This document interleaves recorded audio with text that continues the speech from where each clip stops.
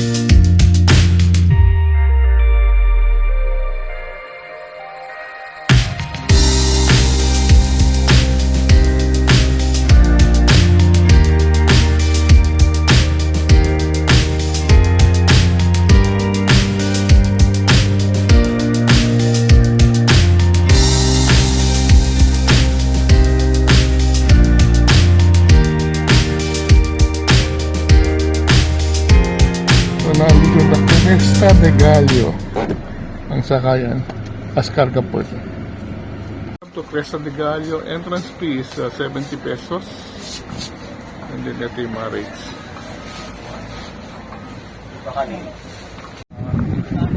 Ito tayo, ito yung parking, and tayo sa bangka.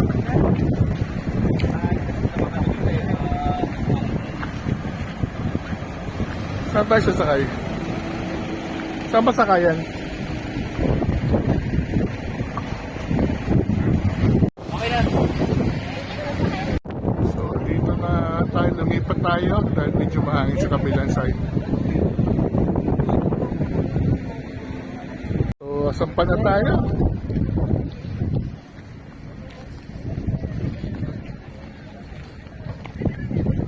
Going to Cresta de Gallo. Ito na yung boat natin at mukhang lulusong tayo hanggang sa akayan tubig.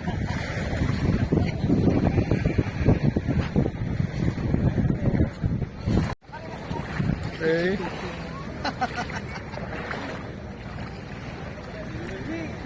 Malamig.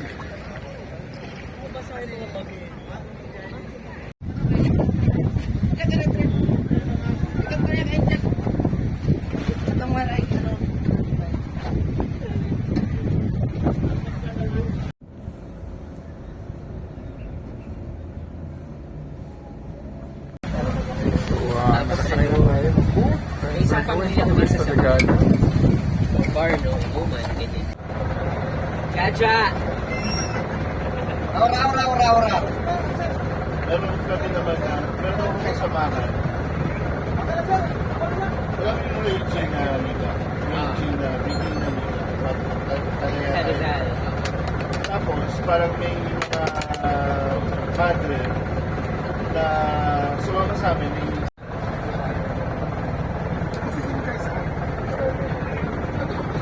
Island of the municipality of San Fernando. By the way, my name is Romero, or you can call me Mel. Today we're going to Cresta de Gallo, or the crystal clear water, seawater rather. White sand beach. It takes 45 minutes from here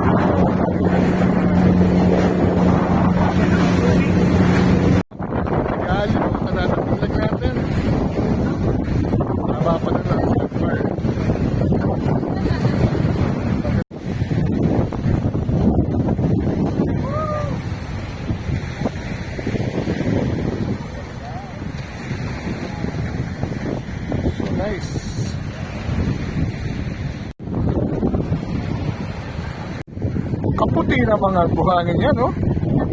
Sobrang ganda. Ayan, ayun, no? Mahaba pala yung isla, oh.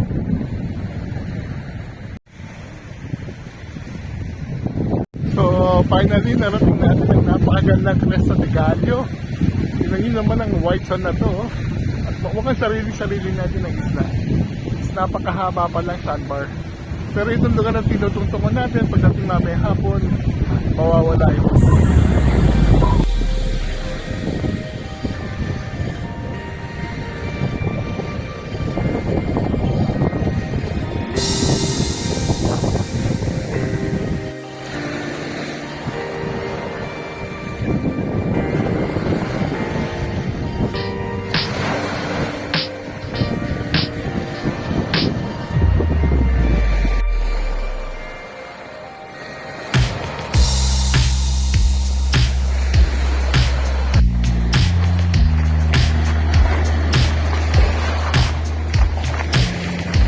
Linaw ng tubig. Grabe, ang ganda.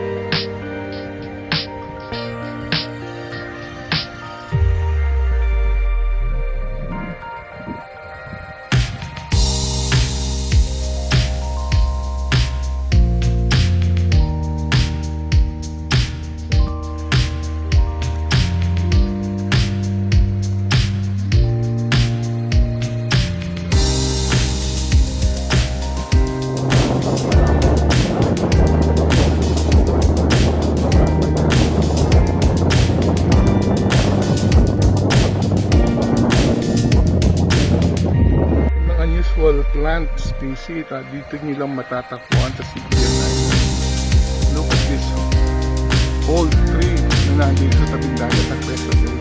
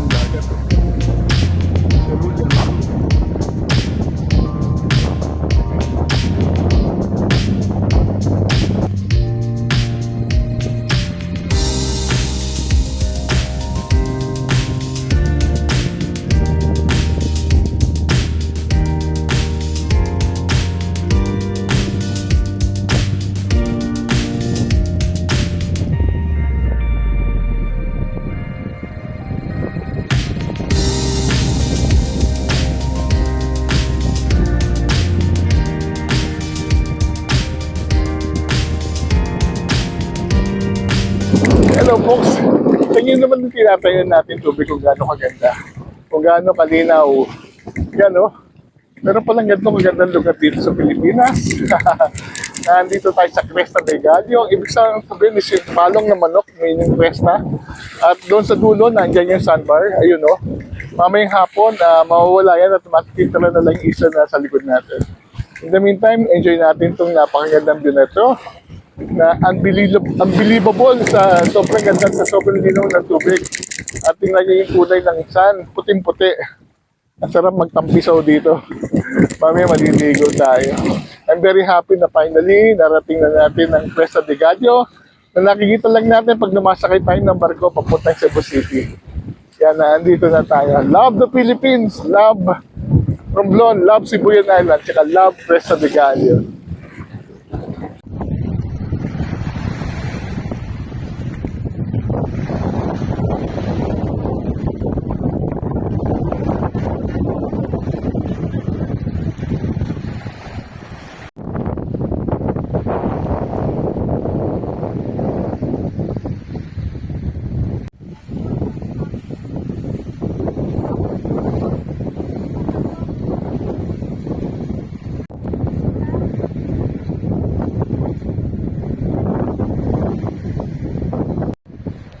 May pamerienda pa.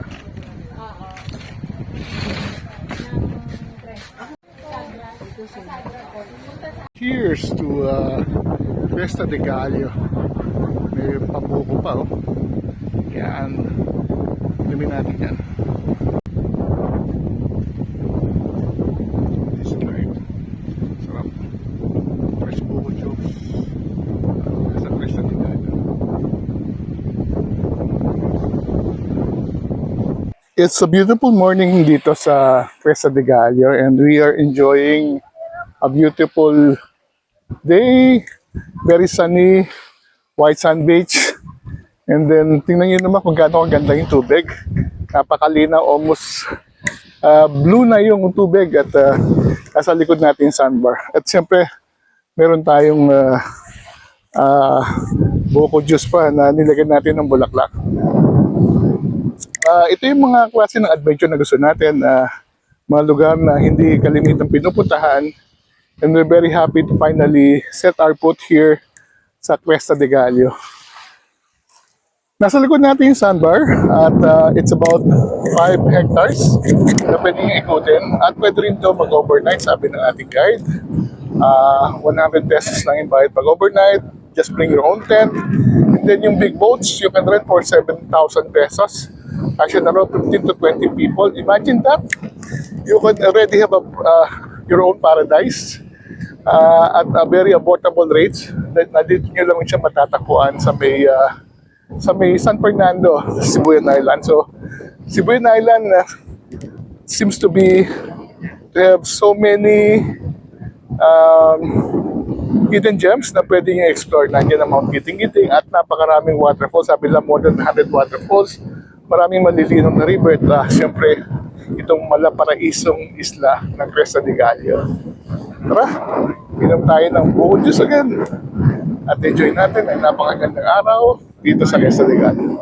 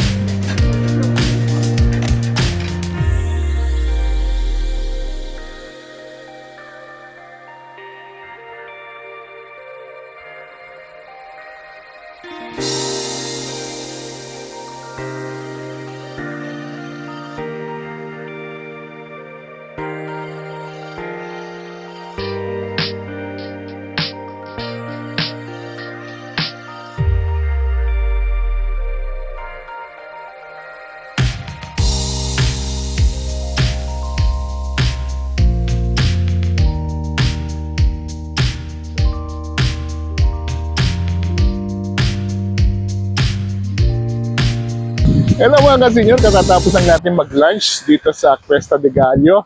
And I guess we have to end our vlog dahil pabalik na ulit tayo ng mainland Sibuyan Island. So madali naman puntahan pala ang Cuesta de Gallo. It's about 45 to 1 hour boat ride mula sa San Fernando, sa may port na Ascarga. Ascarga, yata pangalan na port, sorry. Ilagay ko na yung tunay na pangalan. And then, 100 pesos lang yung bayad, I think, pag overnight, and then mas cheaper pag kapag day trip lang siya. So definitely walang kuryente, but marami kayong pwedeng gawin din sa island. Pwedeng mag-camping overnight. If you rent a boat na mga 7,000, pwede na kayo magsama ng mga 15 to 20 people.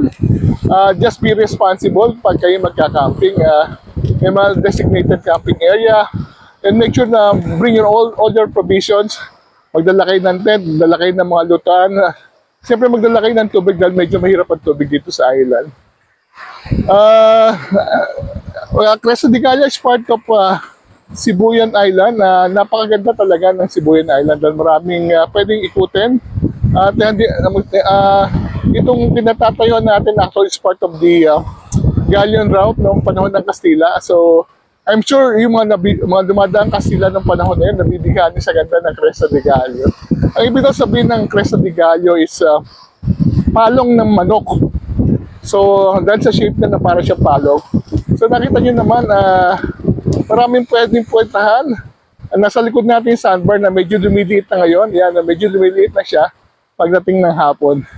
So, with that, I'd like to thank you very much for joining me dito sa biyaheng Cuesta de Gallo. Travel while you can. Until our next vlog. See you soon!